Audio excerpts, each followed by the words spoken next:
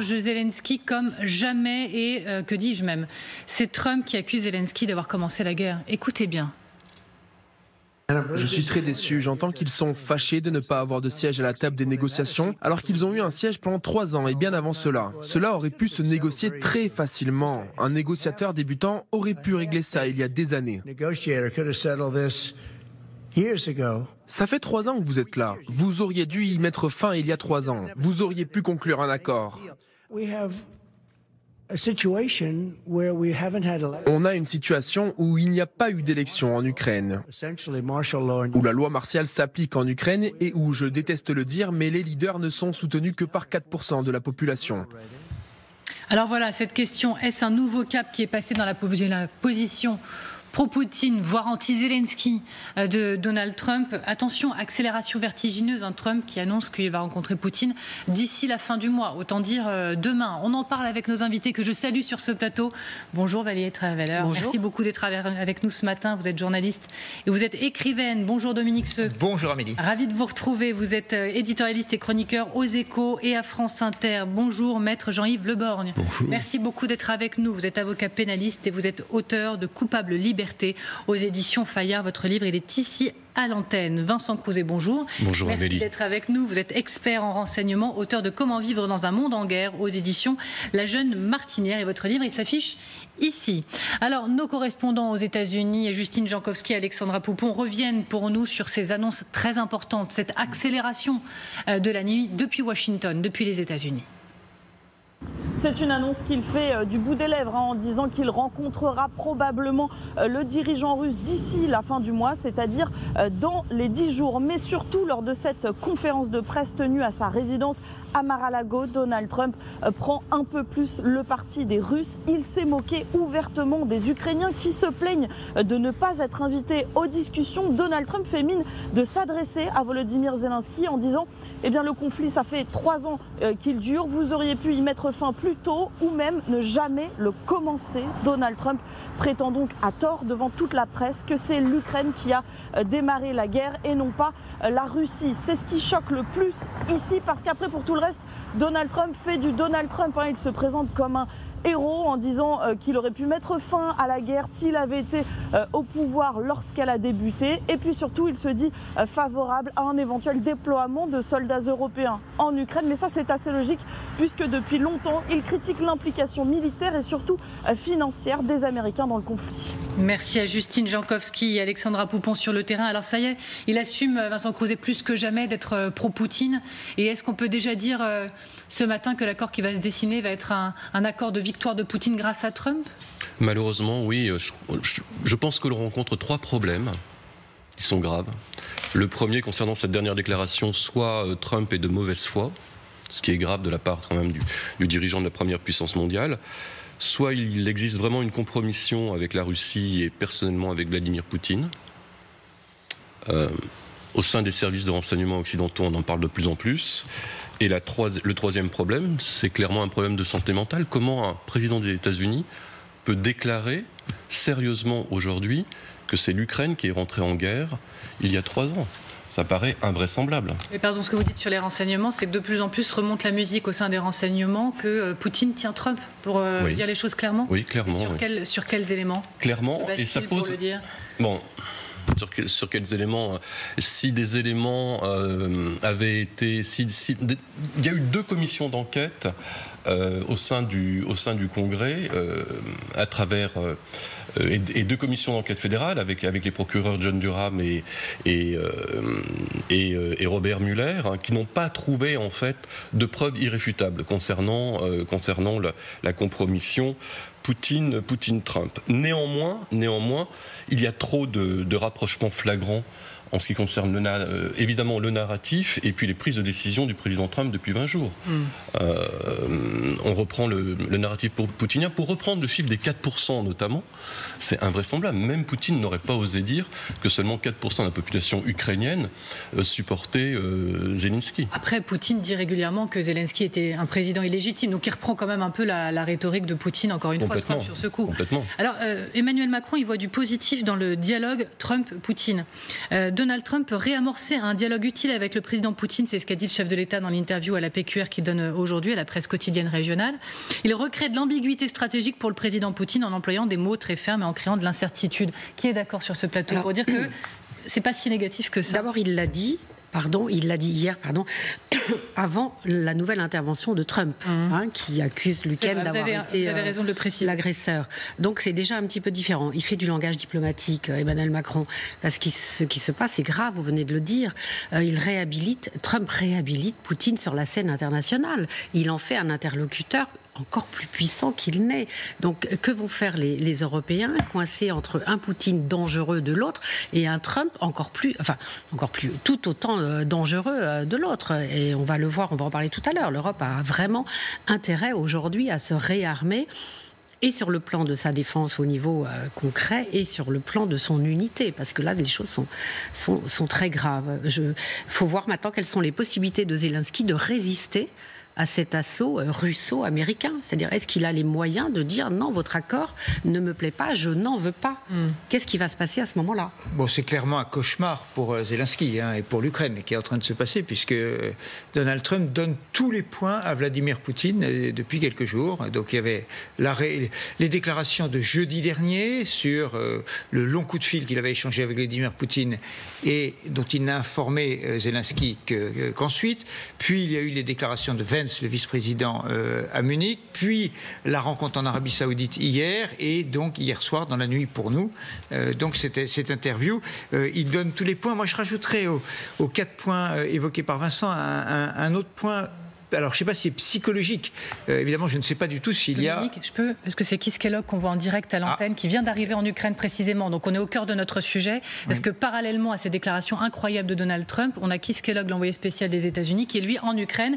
Quel discours va-t-il tenir les yeux dans les yeux à Zelensky après ces mots? Alors, il y a un point qui est important, qui est la répartition des pouvoirs au sein de l'administration américaine n'est pas si simple que ça. C'est-à-dire que vous avez Donald Trump qui est en freestyle en permanence, qui est évidemment le boss.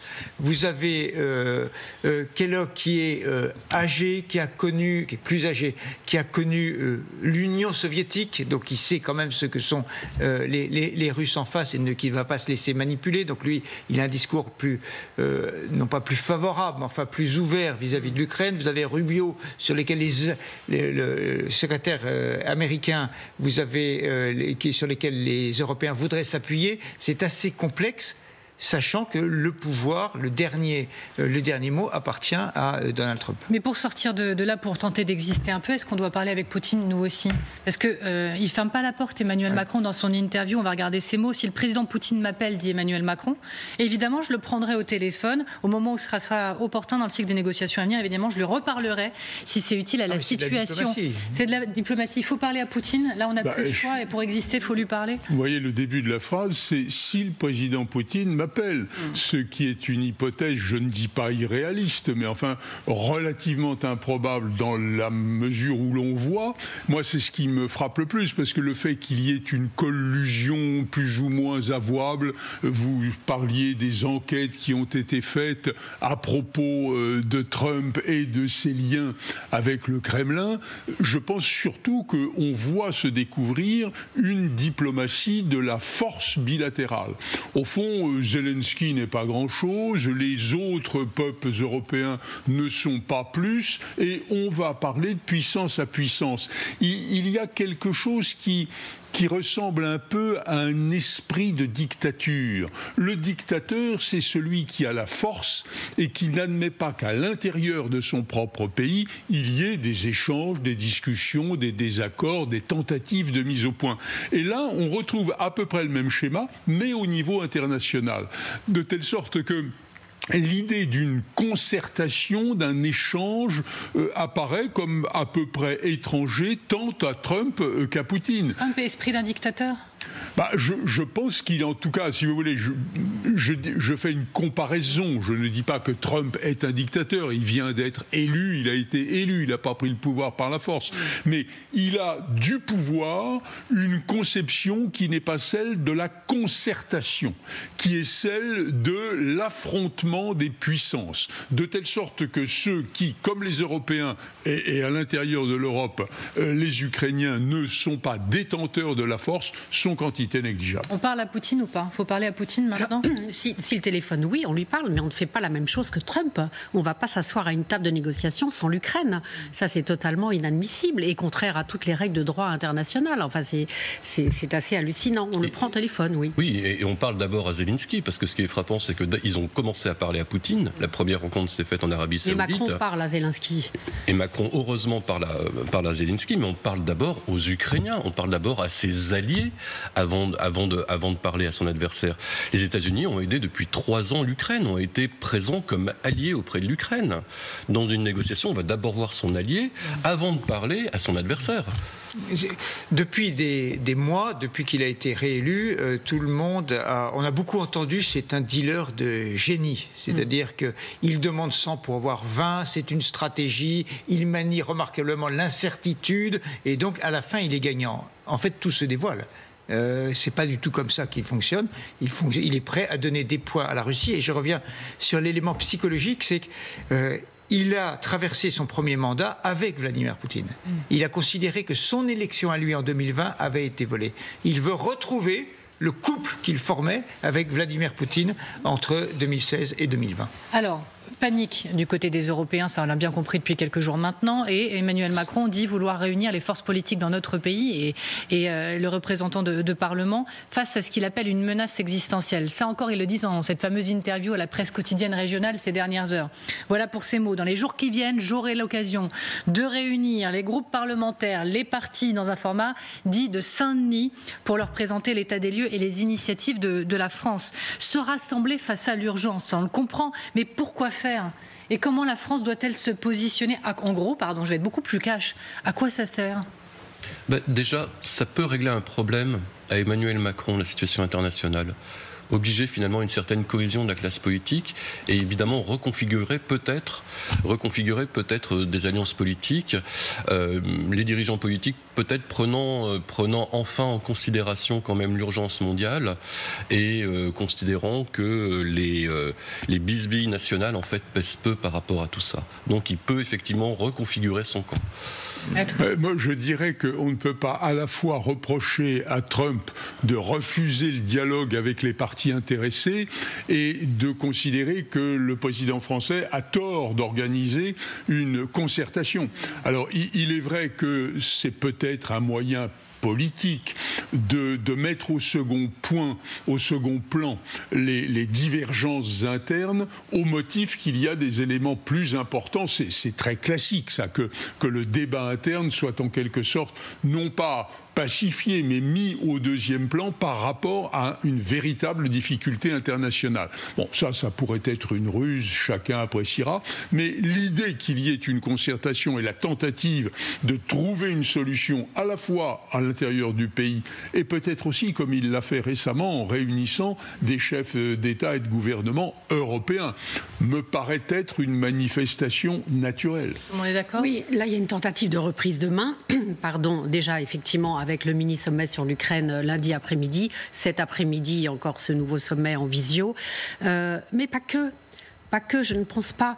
Souvenez-vous, la dernière phrase, la fin de ses vœux, le 31 décembre, il a évoqué la nécessité d'augmenter le budget militaire. Pour la France, la nécessité de se réarmer.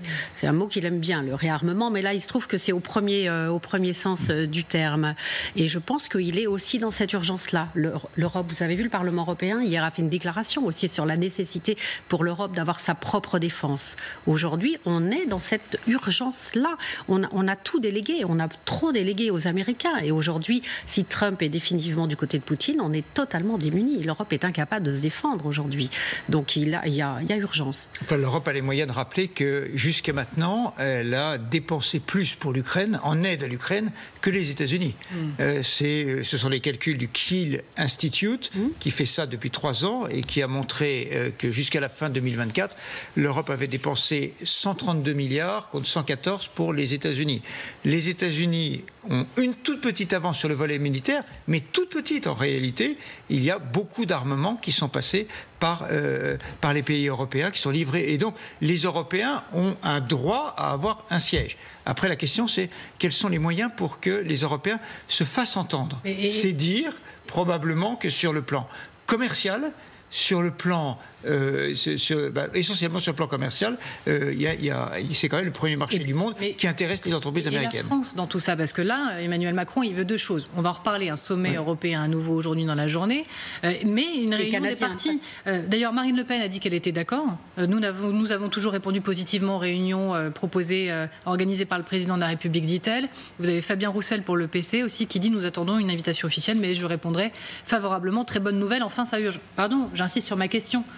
Pourquoi faire? Se retrouver autour d'une table, pourquoi faire? Pour dire quoi? Quelle voix de la France? Que doit faire la France? Que peut dire la France? Mais si déjà il faut augmenter le budget de la défense, ça peut se faire qu'au Parlement et avec l'accord des partis. Donc là, moi, je n'en vois qu'un qui refusera, c'est la France Insoumise. Tous les autres, je pense, suivront. Et pour ces partis, c'est aussi une façon de montrer qu'ils sont responsables, qu'ils prennent en compte la dangerosité de la situation internationale. Donc je pense que tout le monde est gagnant à cette réunion. Vous parlez de la nécessité de réarmement, de réorganisation, qui vaut bien sûr pour la France, mais qui vaut surtout pour un certain nombre d'autres pays européens qui, depuis plus d'un demi-siècle, ont pratiquement abandonné la problématique. Et là, on se dit, vous citiez l'équilibre, ou à peu près, de l'aide matérielle, militaire aux Ukrainiens, entre l'Europe d'un côté et les États-Unis de l'autre. Mais on ne retrouve pas cette égalité, de telle sorte qu'on finit par se dire qu'au XXIe siècle, on est à peu près dans les mêmes conditions que dans les siècles passés, c'est-à-dire que ce qui compte, ce qui fait qu'on a une voix sur le terrain de la diplomatie internationale, c'est la puissance militaire. C'est au fond la vieille histoire, le vieux mot bien connu, le Vatican, combien de divisions ? Et l'Europe, quel numéro de téléphone? On connaît la formule. Et c'est vrai que c'est compliqué pour les Européens de dire... Alors Emmanuel Macron essaye d'incarner ça, d'être le numéro de téléphone de l'Europe en ce moment, avec un chancelier allemand qu'on connaîtra dans quelques jours, mais qui n'est pas, pour l'instant, qui est en situation électorale. Et donc Emmanuel Macron se dit, je vais être le centre. Mais c'est vrai qu'il a un passif aussi. Parce qu'on se souvient qu'il y a quelques années, il voulait être le dernier à parler à Vladimir Poutine, il y a eu quand même un certain nombre d'hésitations dans sa posture. Néanmoins, quand même, sur le climat politique, vous vous rendez compte, alors on va passer d'un sujet à l'autre, et on a raison de le faire parce que c'est l'actualité, mais il se passe des choses quand même phénoménales, une accélération de l'histoire, et le débat politique en France, alors c'est aujourd'hui sur Betaram, demain ça va être le rapport de la Cour des comptes pour faire la réforme de la réforme de la réforme de la réforme de la retraite, et voilà à quoi nous sommes dans une schizophrénie totale. Entre des débats politiques qui sont non pas secondaires, parce que la réforme des retraites est importante, oh là là, oui, mais Dominique mais quand même, c'est-à-dire il y a quand même une hiérarchie qui n'est pas tout à fait respectée. Oui, ça permet, il y a un tel gap, Dominique a raison, il y a un tel gap entre les considérations des partis politiques et la situation internationale, mais je pense que la convocation des partis permet justement d'imprimer plus de gravité et de concerner les Français un peu plus. On les sent tellement éloignés de cette situation qui est extraordinaire. Et là, effectivement, il concerne directement les Français en convoquant les différents partis politiques. Et puis, les dirigeants politiques aiment bien, finalement, tout d'un coup, s'investir un peu plus et avoir l'occasion et le privilège d'une communication directe du président de la République. Oui, maître. Peut-être aussi est-il intéressant de souligner qu'entre le lieu naturel du débat, qu'est l'Assemblée nationale, enfin le Parlement d'une manière générale, où au fond on débat de sujets relativement secondaires, je pense à Betaram par exemple, qui non pas comme affaire, mais comme affaire politique, n'est quand même pas quelque chose dans un souci de premier plan, et pourtant ça en prend la dimension. Et cette convocation du président de la République sur une thématique de problèmes internationaux, où finalement il semblerait que dans un lieu qui n'est pas le lieu naturel du débat national, puisse s'ouvrir une discussion, un échange d'idées que je me permettrais de qualifier de plus respectable que ce qui se passe dans les lieux naturels de la République. Alors, autour de cette table avec les partis réunis, ceux qui voudront bien répondre présent, pour le moment c'est pas trop mal parti, on ne sait pas pour LFI en effet, il sera peut-être question de l'envoi ou non des troupes au niveau européen, là je parle du niveau européen, pour assurer le maintien de la paix une fois qu'un accord serait trouvé. C'est le seul point peut-être d'accroche, de convergence entre Donald Trump et Emmanuel Macron ces dernières heures. Donald Trump y est favorable à l'envoi de troupes européennes, il l'a dit cette nuit, regardez. Êtes-vous favorable au déploiement de troupes européennes de maintien de la paix en Ukraine dans le cadre de cet accord de paix?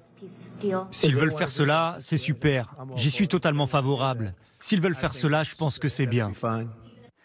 Et regardez Emmanuel Macron, pardon pour être tout à fait complète Valérie, on pourrait décider dans le cadre des négociations d'avoir sous mandat des Nations Unies une opération de maintien de la paix qui, elle, à ce moment-là, se tiendrait le long de la ligne de front. Bon, là, on a potentiellement un point d'accord. En même temps, peut-être que ça arrange Trump qui ne veut pas de GI en Europe, d'envoyer les Européens. C'est hallucinant parce qu'il est celui qui veut faire la paix forcée. La paix forcée à des conditions que Zelensky n'approuvera sûrement pas. Alors, il veut faire la paix forcée, mais il ne veut pas assurer le maintien de la paix. Ah. C'est-à-dire, après, bon, j'hésite à dire le sale boulot, mais enfin, être sur place et à défendre la ligne de maintien de la paix, ça ne l'intéresse pas. Donc, c'est vous, allez-y, vous ne serez pas à la table de négociation. Mais quand vous parlez du sale boulot, c'est peut-être beaucoup dire, mais finalement, c'est le boulot secondaire. Il y a les chefs qui s'occupent des problèmes importants, et puis derrière, on envoie les forces de police, c'est-à-dire l'Europe. Et nous, on assure l'intendance. Voilà. Vous voulez dire ouais, non, c'est exactement ça. En fait, il se décharge du fardeau, tout simplement, à la fois politique, financier et militaire. Donc, il n'a pas envie de s'en préoccuper. Le seul problème, c'est sous quel mandat ? Pas de mandat OTAN, évidemment, parce que c'est insupportable pour Poutine. Mandat onusien, d'accord, mais ça n'a jamais fonctionné. Les forces d'interposition n'ont jamais, en fait, fonctionné dans le monde et n'ont jamais assuré la sécurité des deux parties.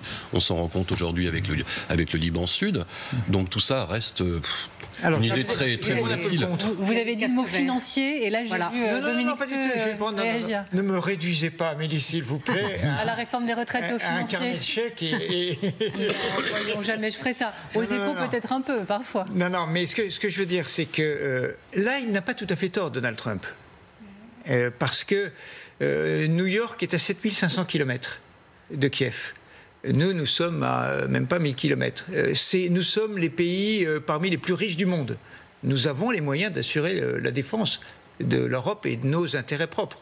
Et c'est vrai, il faut reconnaître que depuis une vingtaine d'années, une trentaine d'années même, nous avons laissé les dividendes de la paix réduire les budgets de la défense à peu de choses. Et donc, c'est vrai que nous sommes dépendants des États-Unis. Alors, franchement, nous ne devrions plus l'être. Mais depuis la création de l'OTAN, on a décidé que c'était nos intérêts communs. Oui. Mais en réalité, c'était une erreur de penser que ça durait éternellement. Et donc, d'une certaine manière, Donald Trump n'a pas tort, vraiment... Ça me fait mal au cœur de dire ça. N'a pas tort de nous renvoyer à nos propres responsabilités. Non, mais c'est une facilité, Dominique. C'est une facilité de langage. Je ne suis pas certain d'ailleurs qu'il ait bien pesé la responsabilité de ce qu'il vient de dire. D'abord, on n'a pas la capacité de sécuriser 1200 km de front. C'est impossible. Il faudrait 200, 300, 400 000 hommes. Chose que l'Europe ne peut pas consacrer, en fait. Un tel effort, c'est absolument impossible. Alors après, quel sera le format ? Est-ce que ce sont simplement des forces de soutien qui vont intervenir dans la logistique ? C'est possible. Mais ça va être très long à mettre en place, très très long à mettre en place. Je pense que autant continuer en fait à imprimer cet effort que nous faisons à travers le matériel, l'aviation, etc., plutôt que de se lancer dans une telle histoire.